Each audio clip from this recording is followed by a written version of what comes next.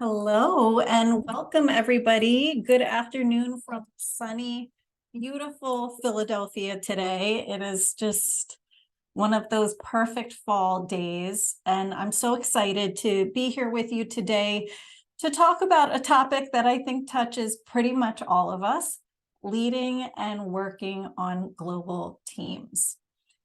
And so I don't know about you, but just in the last couple of years alone, I have worked on teams with people in Pakistan, the Philippines, Germany, Jamaica. And it makes me realize there's no guide, right? There's no manual for most of us for how to make the most of these team moments when we're working on global remote type group projects, teams we might be leading, maybe cross-functional teams. So that is what today is all about. And I'm so glad to welcome you. I would love to actually hear from you early on and hear what is something you find particularly challenging about working on global remote teams.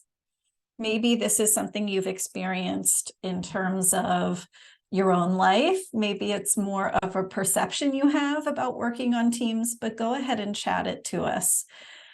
So seeing time differences, yes, of course, there can be a lag, right? When maybe I'm writing with a urgent or pressing question and it's not even their time to be working, awake.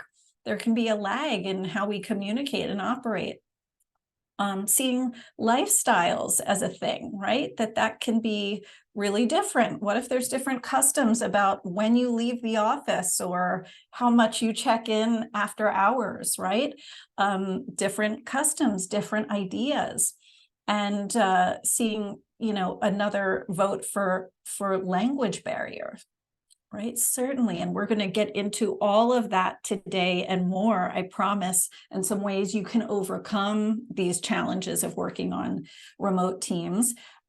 First, I want to give you the quickest reminder so you can get the full value from this community, which is that every month we do a training just like this one. We have monthly challenges for you to put your newfound knowledge to work. We have a huddle so you can do some peer networking on our topic of the month, get a little more granular and deep on it. And of course, pocket pro tips, your 1 to 2 pager, so you just have those essential leadership lessons in your hand. It's important to note for anyone who's one of our trial members, that membership ends on October 31st. So you can secure your spot at selinarezvani.com/community. One other thing I want to share with you is we have some great topics coming up. And this one, talk about something that touches all of us: negotiating compensation with confidence. That's something we're going to go into in November.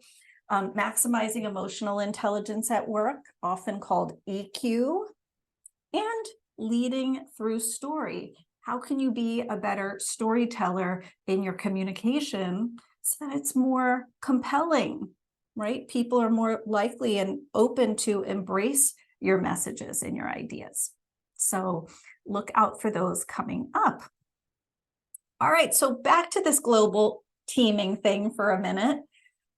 Just because global teaming is the norm, right? Something like 89% of people work on at least one global team today. It doesn't mean it's easy. In fact, I think it's important to have a little bit of a sense of humor about this and the challenges that come with it. When you think about group projects alone, right, they are the least preferred type of project. Only 13% of people prefer to work on a group project over individual solo work. Okay, of course, adding a global remote element complicates this, makes it more challenging in many ways. Not just that, but sometimes we have different ideas going into these teams about effort. This is a picture of what's called in Alaska a flat tire. We might have different ideas about how to carry the load, how to perform, distribute the work. And of course, sometimes we are speaking literally different languages, but even figuratively, it can feel that way, like we're coming from two different worlds. Yet, all of that is to say, we can do some pretty cool things when we team, right? There's an entire field of collective intelligence, as a matter of fact, which shows that our collaborative efforts consistently outperform what one individual can do. Okay, so the more diverse our teams, just keep in mind, the better decisions we tend to make, the better outcomes we have. But I want to be fully transparent. The harder they can be to work on, the more friction researchers at Northwestern have found that they have. More friction because there's probably more debate, more back and forth, more of that healthy give and take that's happening. So how are we going to get better as a result of this session today? Well, I want to talk about just working effectively with that global remote workforce. Again, since there is no manual, most of us are following. I want to spend some particular attention on lessening that social distance in our virtual relationships and developing CQ, cultural awareness, so we can walk in with humility, curiosity, right? For other people, to learn about them, even empathy. All right, so as we do this, please at any time chat your questions and I will make a point to get to those. I love hearing from you. What's on your mind when it comes to this topic? But this is maybe a nitpicky thing, but I think it's important we touch on it because some of you are going to be creating teams, right, on projects or initiatives. And it's honestly true that team size makes a difference. We know from one study that there's this phenomenon called social loafing, which means the bigger the team, the less responsibility we individuals tend to feel for the output. Right? It's kind of like, oh, should I do the timeline? Should I start the presentation? Well, somebody else is probably working on that or probably has it covered. We want to avoid this, of course. And so to get even more specific, what we found is those worst performing teams have 13 plus players. That sounds huge. And I'm guessing for most of us, we would like to be on a smaller, more agile team, right? That can have many fewer players. But I think this is important to think about, especially when we're introducing the challenges of global remote workers. Okay, don't assemble too many players.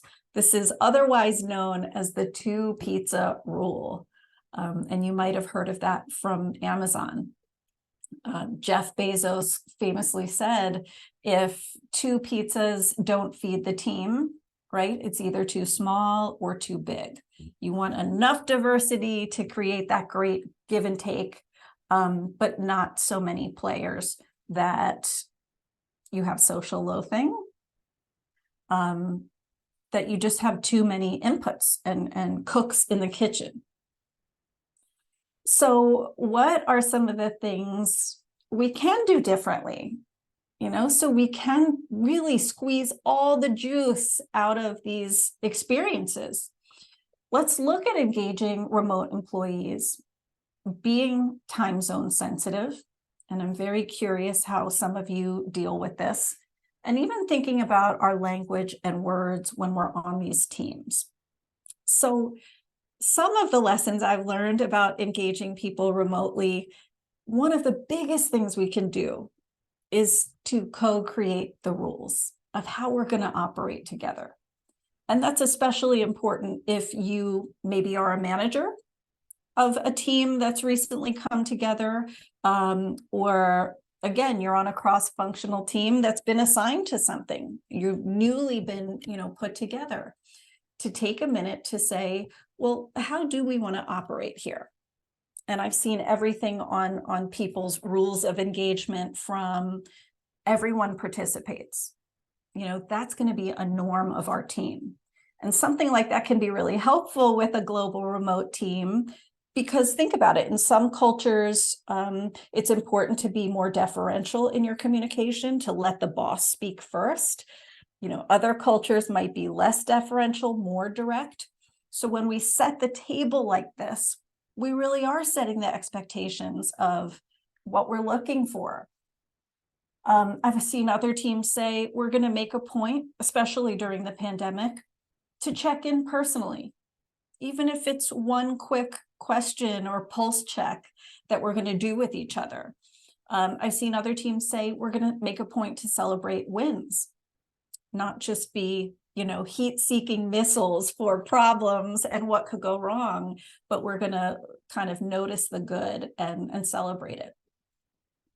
I think another really important thing we can do when we're in these teams is be conscious if we're in a hybrid situation. For example, some people are co-located, they're in the office together, some are not, they're in India or Italy or somewhere else.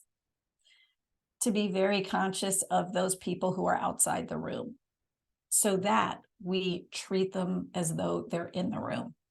We're like that sideline reporter, telling them, cueing them in. Maybe something happened off screen that they can't see. We're describing that, or telling them there's a tech glitch, or that somebody just did something funny and that's why everybody's laughing.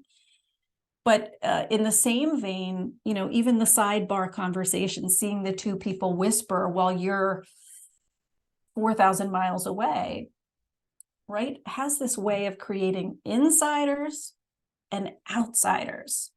And of course, we do not want that, right? We don't want to perpetuate that kind of us versus them, in or out style, right, of leading and of teaming. So certainly we've touched on a few of the vulnerabilities of these teams. We're going to talk about more of those vulnerabilities and challenges, but I want to hear a positive from you, a best practice that maybe you've seen on these global remote teams. Maybe it's something you yourself have made a point to do. Maybe it's something you observed someone else do. Maybe it's even something you wish someone had done when you were on one of those teams. But go ahead and chat it to us. And I'm seeing weekly or every day in the morning virtual Zoom meetings. So a best practice being keeping that beat, that cadence of meeting, so that you communicate, you see each other. Rebecca saying to help set the tone of the day or set expectations. Excellent. Yes. Hi, Maureen. Nice to see you. Sending out action items with owners, due dates within 1 to 2 days of the meeting. Excellent. Isn't that nice, right? Most of us like to work on a no surprise basis when we come to a meeting. We like it when we come and we know what's expected of us. So what a service you're doing for people with that, Maureen, to say, hey, can everybody come prepared to share one idea about X or 2 new ideas for the so-and-so product? Seeing another idea here, Chelsea, thank you. I've loved my team doing monthly virtual events. It helped us bond and get to know each other's lifestyles, work styles, communication styles. That's so great. And the more you do them, I'm guessing the more forthcoming or free people may feel, safer people may feel. Alasia, so nice to see you here. Asking that cameras are on during the meeting. Yes, yes. I wish it was so easy that we didn't always need cameras. And certainly if in your team culture that doesn't always work, that's fine. But I think when you're having a really purposeful, thoughtful team moment, when you're really trying to harness the most from that global remote team, having the camera on makes a difference. So I'm right there with you, Alasia, and we're going to get into that a little more in a minute. Creating icebreakers on Zoom is a great one, especially like the short and sweet ones, so you don't get, too caught up in them for too long. Keeping a warm social aspect to the meetings, and using Slack and maybe even WhatsApp, right? Project management, communication tools to kind of fill in the gaps, because we do miss those water cooler hallway chats in situations like these. Awesome. These are a great list of best practices. We talked about the 2 pizza rule, that ideal size for a team, but here's one more best practice. I think you're going to like it. And it's really around thanking, acknowledgement. There was one Harvard Business Review study showing that those top performing teams give 5 positive comments for every 1 criticism. Wouldn't that be an encouraging place to live and work? Okay, so be that person, be that force in the room, that virtual room, to appreciate effort, not just results, to recognize, to fist bump somebody for what they did, or the clear hard work, to celebrate, to thank. What a great thing to be known for, and a great kind of energy to bring to your teams. All right, so moving from something more behavioral like acknowledgement to a little more logistical, I want to talk about One Way Steelcase, the furniture maker, something they did to be a little more inclusive minded when it comes to time zones. And so they found they had a need to meet frequently with teams that were becoming more and more global, on 7 different time zones in some cases. And so this is what they did to approach that.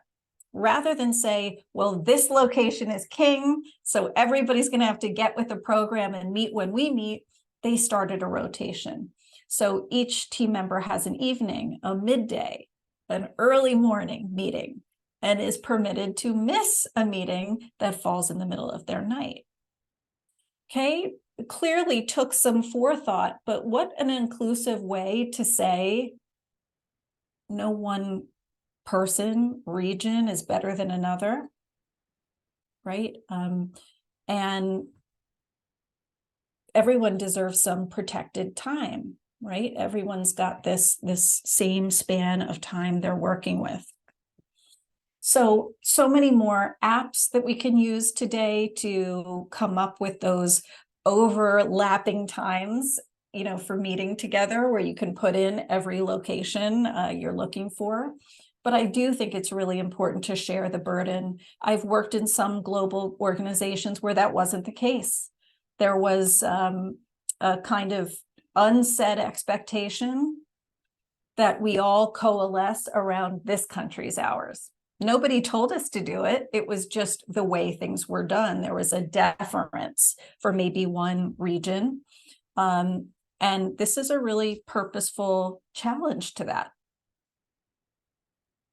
Of course, like Rebecca brought up, what a great opportunity with a global remote team to prioritize that asynchronous communication. And really ask yourself, what tools do I have at my disposal so that I don't need to over-rely on meetings? It doesn't mean don't give those meetings effort and care and attention, but how can I not over-rely on them? How can I rely instead on Slack, our intranet, our other drives and tools so people get the information they need? And I think one other thing, no matter what world events are going on for us, there is a difference to that face-to-face time. So know, that at the beginning of a project, at the end of a project, for example, those are especially meaningful moments to advocate for some travel, to be co-located, and actually come together in person, build those bonds in a different way.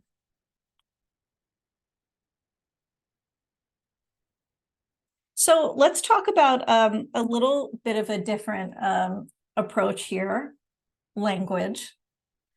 I want you to imagine you're on a new global remote team and everybody's using acronyms and terms you don't know. How are you feeling? Let me know in the chat. You're putting yourself in this situation. Maybe you've actually been in this situation, but how are you feeling? What is this experience like for you?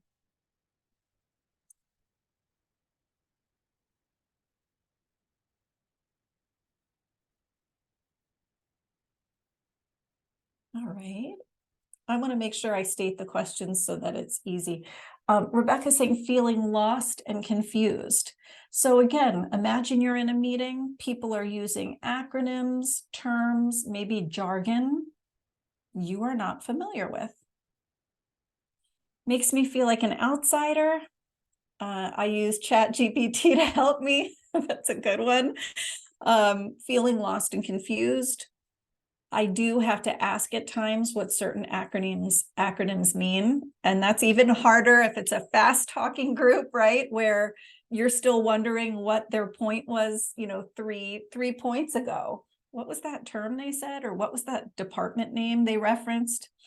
Maureen saying happens so much in Silicon Valley, working in tech companies, not inclusive, makes you feel like an outsider. Absolutely. I know I've been there too. It doesn't feel good, does it? Because often, we can't be contributing members. We can't, do our best, most critical thinking on the project or the goal or the topic at hand if we feel like, some of the basic communication is faltering. And I think there's even a second piece here, which you run the danger if your default, right, is to speak and communicate this way, of making people feel dumb, right? Maybe there's a good reason they don't know the term, they haven't been exposed to it. But that's not the mindset you want people in. That's not the kind of morale you want people feeling. So very important to think about using those inclusive words, that inclusive language, because what's often shorthand to us, right? Forget about it. Or FOMO, a term I definitely use a lot. How about home runs and sport analogies that we just assume everyone knows what scoring a triple means, right?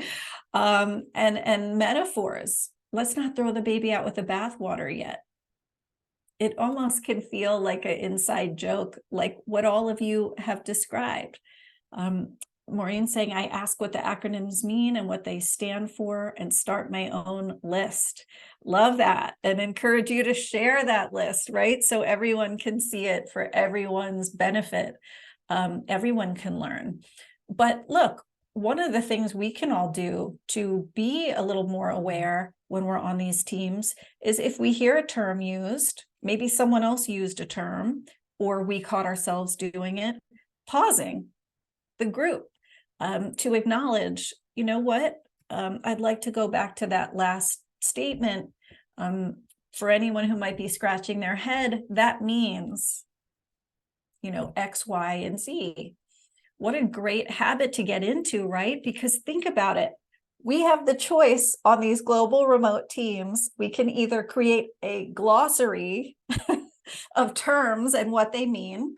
And look, there may be a time and a place for that. Like Maureen's great suggestion of creating a list and maybe sharing that. Or we can get in the practice of using universal human speak. Right? That's really clear. That's really understandable. So that could look like going from what's on our left side, right? I created a straw man agenda for the upcoming meeting. And by the way, I have a hard stop at 3 p.m. to more simple human speak, where no one's having to decipher and wonder. I created the preliminary agenda for the upcoming meeting. Right? I have to leave by 3. Can you provide feedback before then? I feel constantly challenged in my life to say how can I make this clearer? And it's a question I need to keep asking myself if I'm either making a request or delegating something or making a pitch to the group. How can I make this as clear as possible? And Terrence Brake, I think he makes a great statement here that really pulls it all together. Communication only happens when meanings are shared.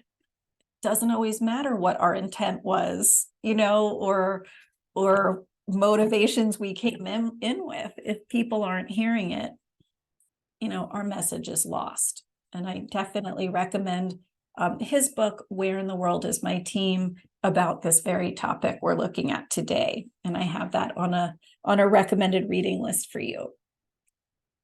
Again, if you all have questions, please do send them my way. I would love to hear what you're grappling with on either in your virtual relationships, or specifically on teams where you're interacting with new cultures you've never worked with.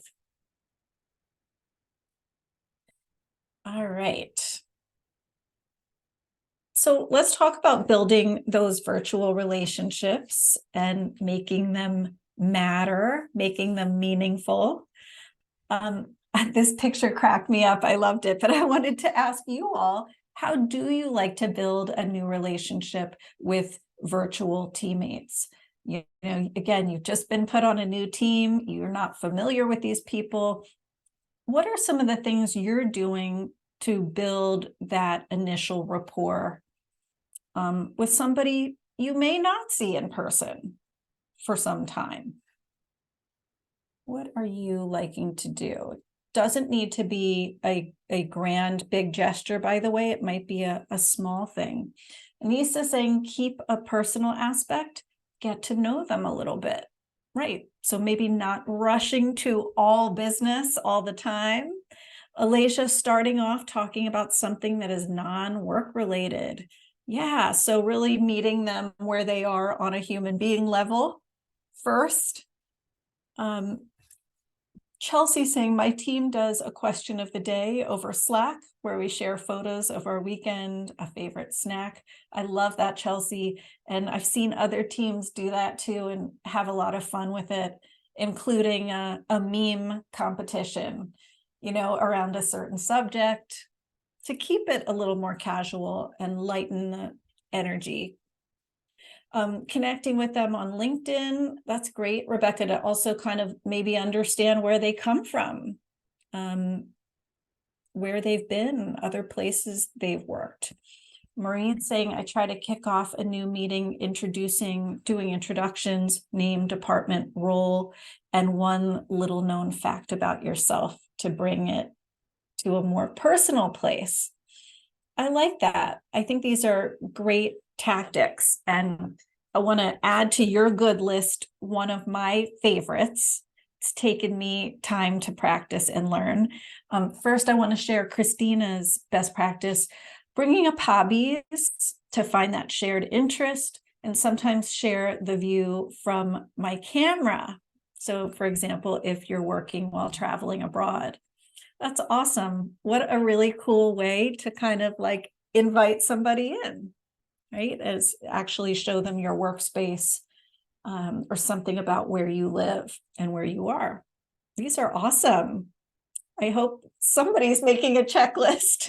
We certainly will in our pro tips, but there's a lot of great suggestions here about warming people up, right? I actually like to think about this a lot like being an excellent party host. You want people to feel warmly welcome, safe and comfortable, to do their best interacting and intermixing together. But at the same time, you don't want to create an over-reliance on you, right? As the host of the party, the facilitator of the meeting, maybe the one who called all of these people together in the first place. So I think these are excellent suggestions to create some cohesion in the group. So they're likelier to connect with each other, reach out and help someone, or reach out and say, hey, I have a need. All because, they learned something about that person. They're a real human in their mind. So I love this piece of advice from Marie Patinos at Siemens Healthcare. her advice on working with global remote teams is simply start from a position of trust. And for some of us, this can be really hard to do because sometimes we're in a business that is so hardwired to distrust in its processes or its normal everyday systems, maybe even in its people policies. So sometimes this is counterculture to actually start from a position of trust. If you say you're going to do it and we're new to working with each other, I have confidence in you till you show me otherwise that you can do it, that you will do it. I think that comes across, maybe not in a verbal way, but in an important way when somebody's starting from that position of trust with us. We feel it. We talked about the great upside of travel and lobbying for it in some cases. Of course, it matters to meet early on. It's a shortcut for us human beings to develop rapport and bonds, to raise issues with each other, to build trust. It's already been mentioned here, but encouraging that webcam, the video use, particularly when you're talking maybe about how the team's doing, or you're checking in on that human being level. I don't think enough people talk about this, but in our Zoom and our more virtual culture, we need to pick up on body language, and making a point to attend to that can go a long way with our colleagues. Maybe you saw someone just furrow their brow, or, have a look of confusion on their face, or maybe kind of check out of the conversation, look disengaged, like they're no longer there with you, really. Noticing that, being able to follow up with the person if it's appropriate then and there. Hey, I'm not sure if I have this right, John, but you seem upset. Or after the fact, I noticed you rolled your eyes when we talked about X, Y, and Z. What was your reaction to that? These are cues we humans need. I think a really important etiquette thing for us is using that mute button sparingly. I know it certainly has a logistical use when we don't want to hear everyone's background noise. But when we're trying to mimic real life as closely as possible, that mute button does create a lag. We've probably all heard it. Jane, what are your thoughts on this? And like Jane doesn't know she's on mute, or by the time she gets off mute, it creates like a stunted conversation. So being conscious of that. And also IMing. In some workplaces, it's the culture to IM throughout meetings. And of course, like our brains can't do all that. Giving some attention, using some discernment about how much you want to be doing that at the same time you're showing up and listening. I think a great thing we can do, especially with these final items, is take responsibility for building a bond. Sometimes it feels like it's nobody's job, or is it everybody's job? I think wonderful things happen when we take personal responsibility for building the rapport. It doesn't have to happen overnight or be, done in a formal or instant way. But to me, that's a leader. That's a leader taking responsibility for building the connection, not waiting for somebody to say, oh, this is your formal direct report or something in order to do it. And these check-ins, we've heard many examples of ways you can check in, right? From Slack to a roundabout, round robin type question that's asked in a meeting. Of course, one-to-ones and other things to check in on people. But again, asking that question, am I using all that's available to me?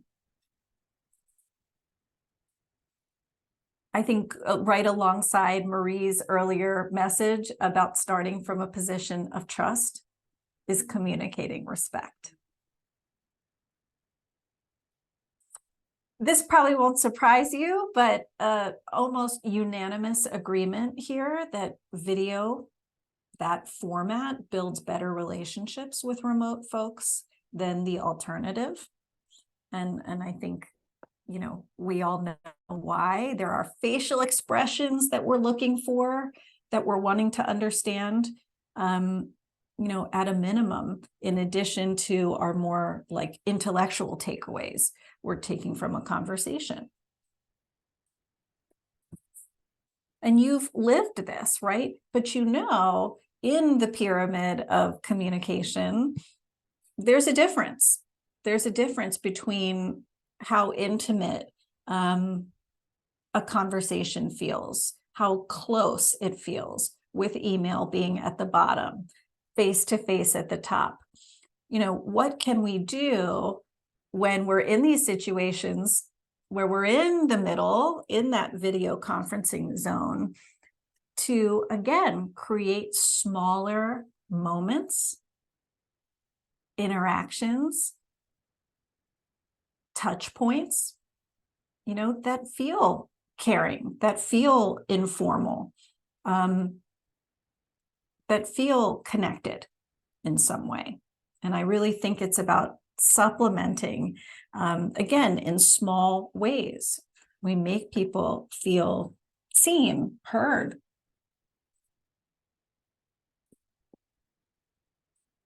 This is a great quote, another really strong and I think powerful leader in the space of working remotely and globally, Yael Zofi. And I think her quote is great here. Kind of reminds me of the pit crew in car racing, you know, and what they do. But to master this equation, you have to become the connector. You may need to shift gears, perform tune-ups, realign, refuel your team's energy along the way.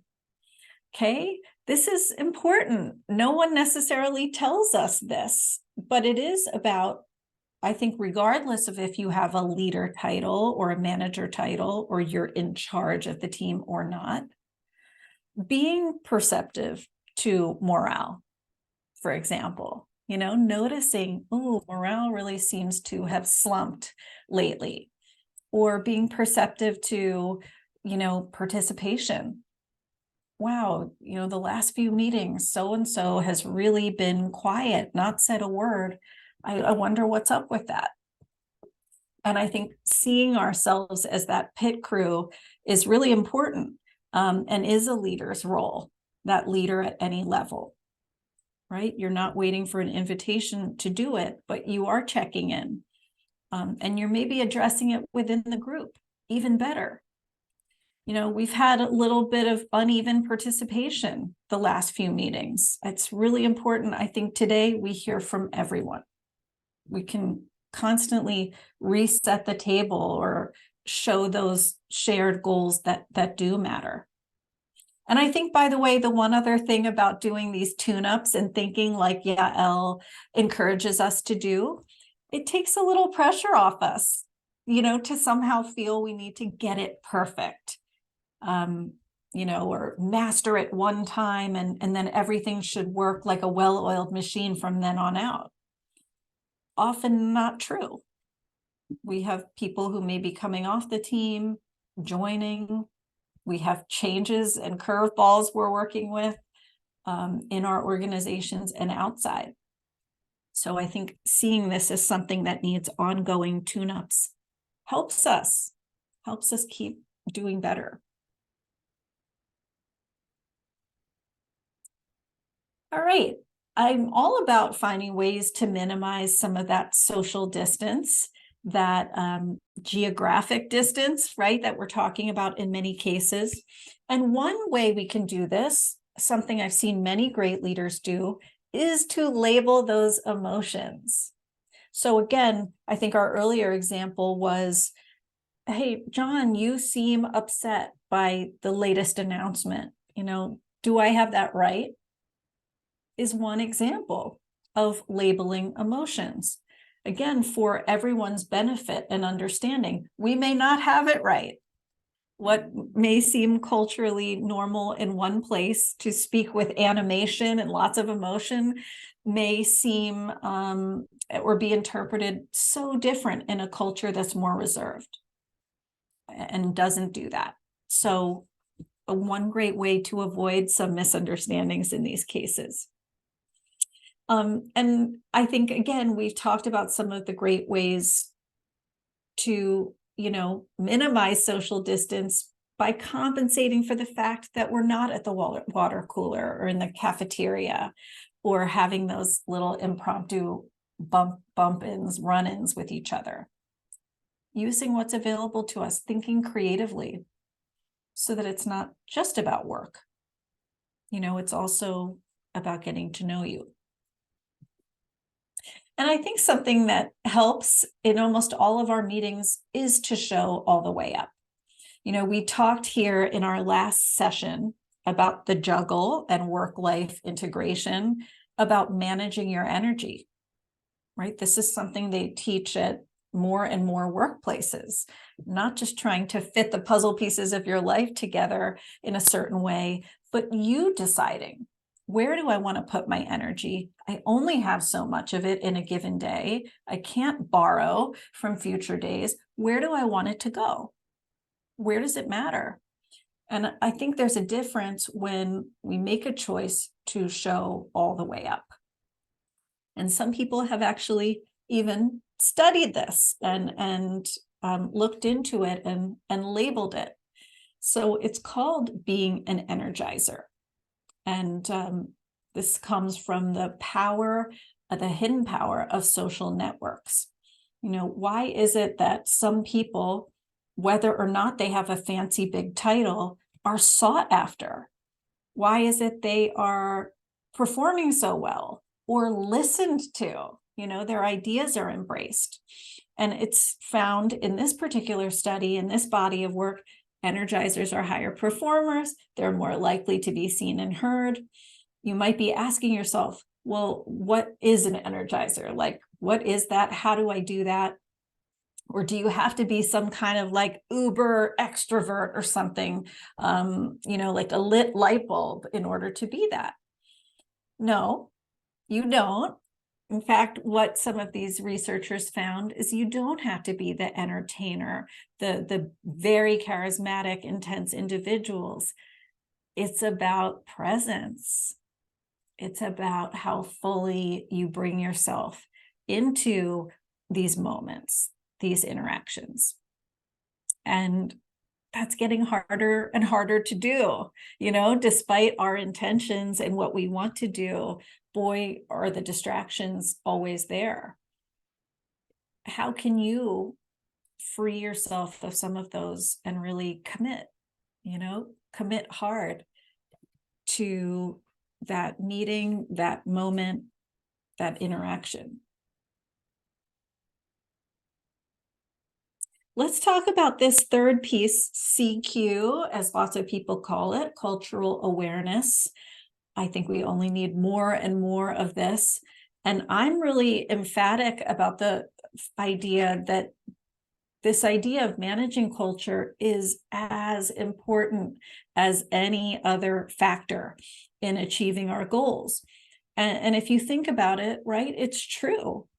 It's a lot like driving a bus. You could drive a bus to the exactly right destination, but if you're not managing culture, it's like driving a bus with nobody on it. Are you actually bringing people along? Are you actually engaging people?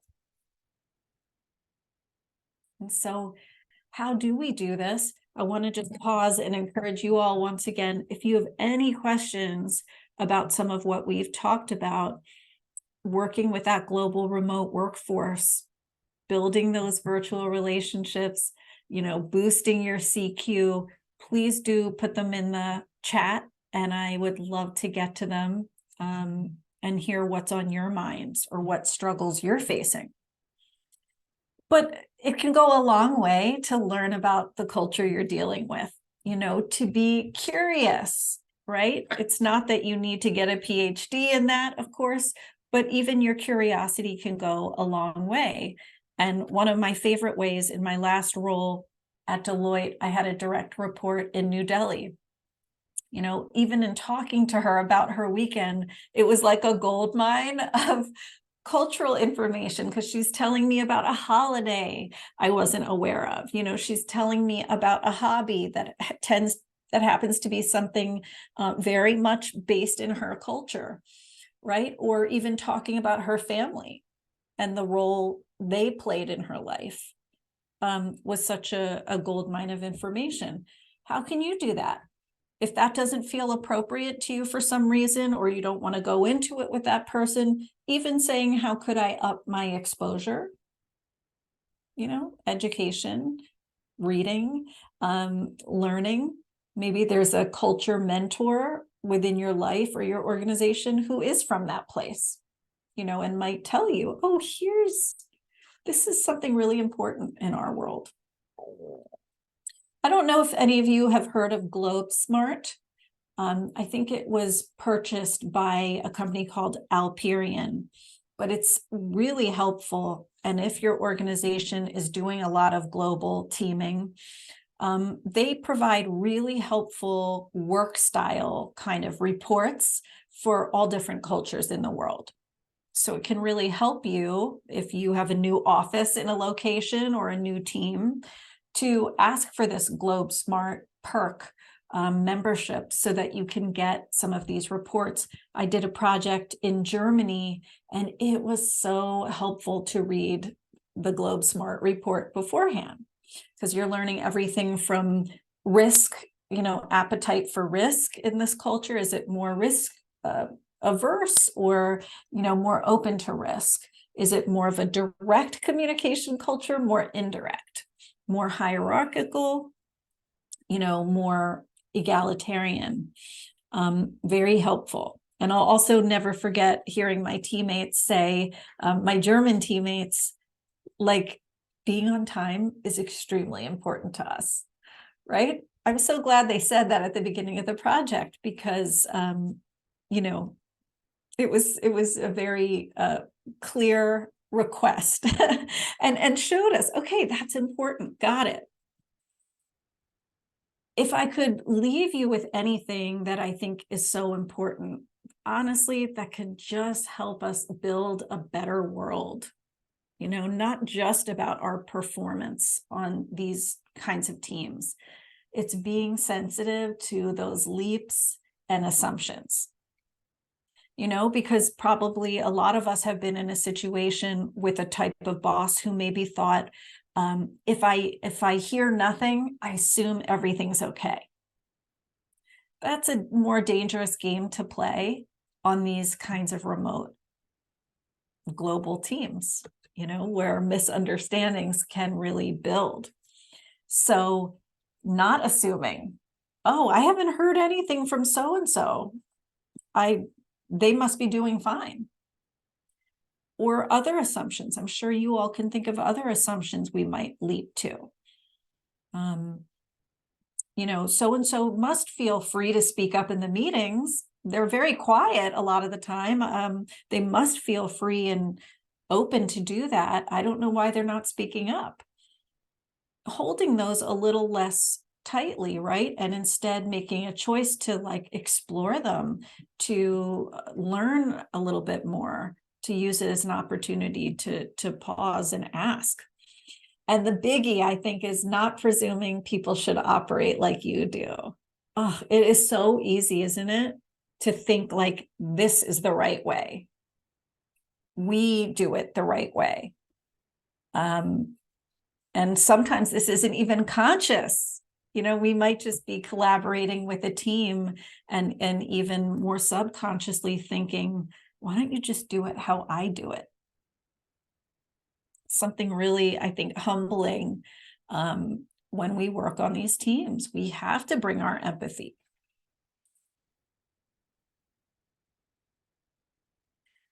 I've talked about it before. And I think it's such an important thing with the way we team, but it's a real mindset shift from that golden rule thinking, do unto others as I would have done unto me, and shifting when we're on those global remote teams to more of that platinum rule. Do unto others as they would have done unto them. Ask, what is your preference? I'm not going to just give you feedback, maybe the way I love to be given feedback, and assume. Instead, I'm going to ask you, what works well for you? So I'm curious about your experiences, all of you. What do you think when you're on a global remote team? Do you think it's important to bring more or less structure? You can just tell us more or less in the chat. But what would you vote for? Would you want to run that group a little more fluid and free flowing? Or would you think more structure, expectations would be needed? What do you think?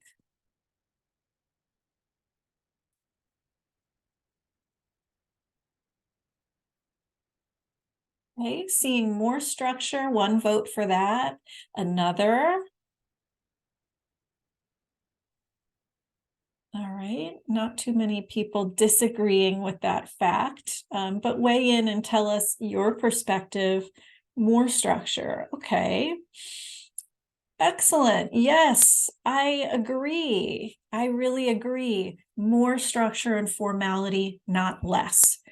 By the way, I don't mean, micromanaging people or anything like that. But I am talking about more, for example, I'm not going to bother to send an agenda versus I'm going to send an agenda and make sure it's clear what we're talking about, right? Again, we have more chances for misunderstandings with these groups. So we do want to set expectations. I think it's so important we define how success will look, what it'll look like.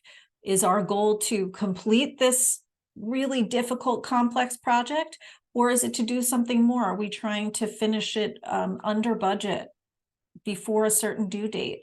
What does success look like for us? Let's decide that very early on. And one more important piece that I think can really help you close some social distance is what's called a cause effect. And I want to tell you what that is in just a minute. Walter Chen, he says, you can't play ping pong together, so you build, I'm so sorry, my chat just covered up. So you can build a more tight-knit culture through deeper shared values. And that's really true, isn't it? You might not have the little fun, spontaneous moments, but you can create roots for your team in another way. And so this cause effect, it was came out of Deloitte. And what Deloitte did is they wanted to study the most hyper successful teams in existence, as they call it, right? And here's what they found. So this is everything from movies like Moulin Rouge that broke all kind of blockbuster records, to some examples I'm going to show you in a minute from other industries. What they found is at their root, these projects have a felt, palpable cause. And it's rallying people around that kind of brings not just their heads along, but their hearts. So what's cool about this is when you are all rallying around that cause, that central cause, it's not just work. It's not just another project. It's a mission that you're enrolled in, you're enlisted in, you're part of. And so some quick examples as we close up, some really inspirational examples Deloitte studied.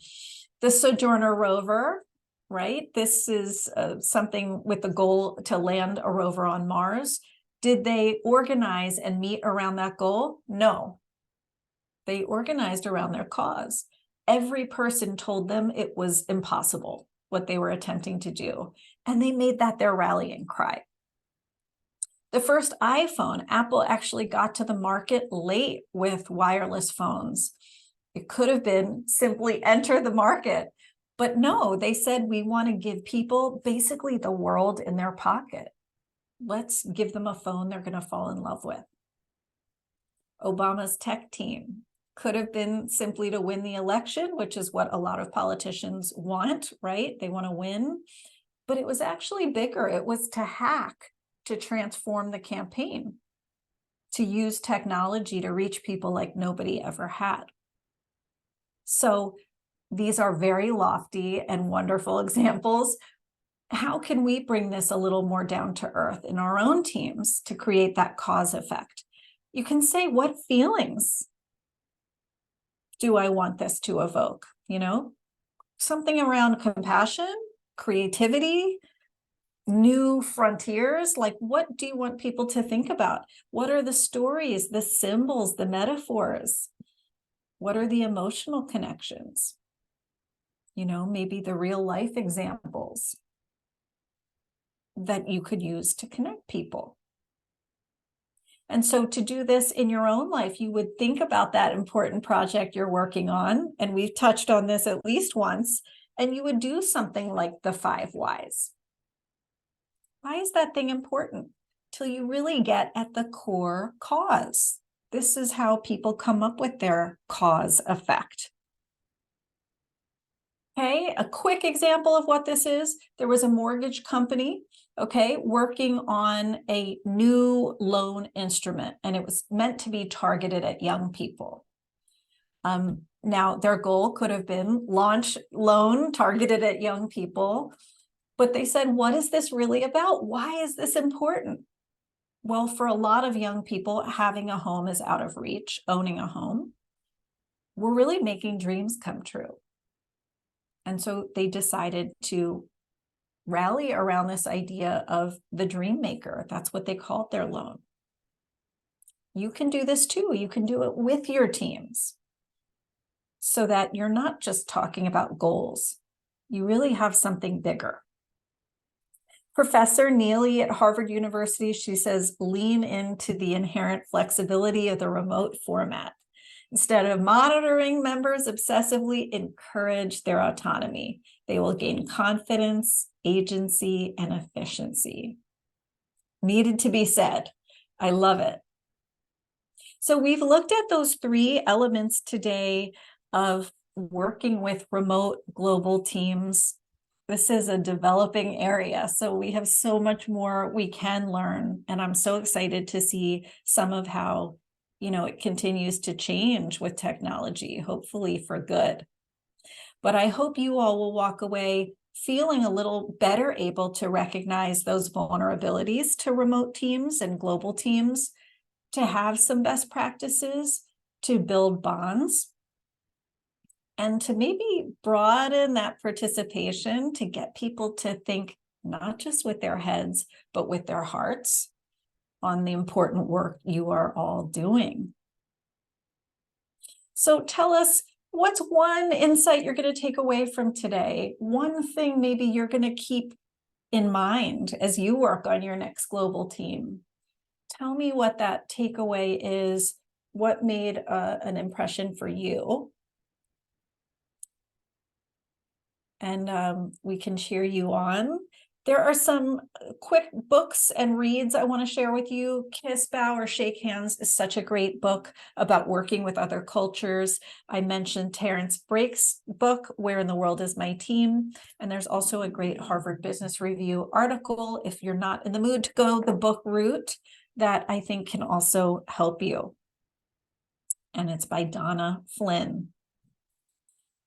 Hearing that cultural awareness is critically important for Maureen in today's world, and the global smart tool. Wow. Yeah, have fun with that, Maureen. Even if you just look at some of what's available online, there are some really cool graphs that are just fascinating about cultural differences. Anise is saying awesome session. She's especially going to make sure there's a human element and not all business. Love hearing that. And I love the 5 whys, says Chelsea, really digging deeper into what our cause is. And Rebecca, I'm glad you like the recommended reading. Well, thank you, everyone. I hope you're on lots of exciting, dynamic global teams that are change making and meaningful. And as always, lead on. I can't wait to see you next month. Bye, everyone.